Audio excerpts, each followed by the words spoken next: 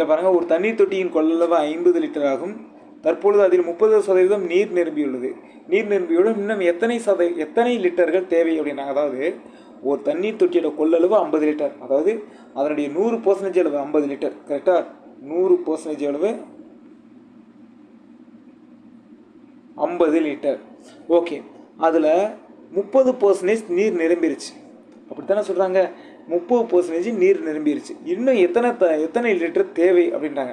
அப்போது 100%ல் 30% நிரம்பிருச்சு அப்படின்னா இன்னும் எத்தனை பர்சன்டேஜ் நிரம்பணும்? 70% நிரம்பணும்.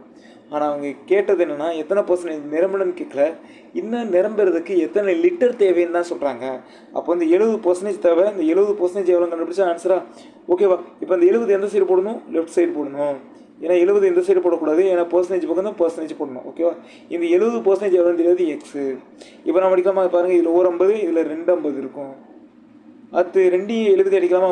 2 இங்கே 35 2 70, 2 35 2 70.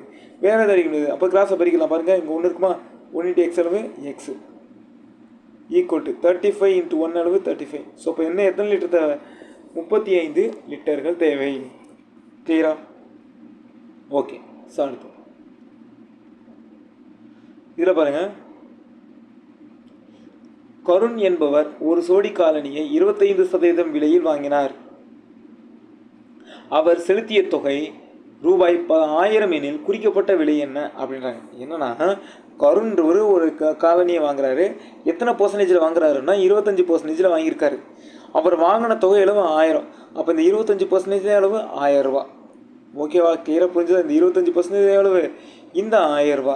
அவன் கேட்டதுன்னா அதனுடைய குறிக்கப்பட்ட விலை, அந்த செருப்போட உண்மையான விலை என்னவா இருக்குன்னு கேட்குறாங்க. அப்போது ஸ்டார்டிங்கில் 100% இருக்கும். 100% எவ்வளோ தெரியாது? எக்ஸு. ஆனால் நான் வாங்கினது எத்தனை பர்சன்டேஜில்? 25% வாங்கியிருக்கேன். நான் வாங்கின ரூபாய் எவ்வளவு? 1000 ரூபா. இப்போ நம்ம அடிக்கலாமா? பாருங்கள், இதில் 25 25 4 25 100. நீங்கள் இது ரெண்டையும் கூட அடிச்சுக்கலாம். நம்மளுக்கு வந்து கிராஸாக மட்டும்தான் அடிக்கக்கூடாது. ஓகேவா? ஓகே, அப்போ கிராஸாக மல்டிபிள் பண்ணிடலாமா? பாருங்கள், 1 × x அளவு எக்ஸு ஈக்குவல் டு 4 × 1000 4000. ஸோ இப்போ அதனுடைய உண்மையான விலை எவ்வளவு? 4000. கிளியரா? ஓகே.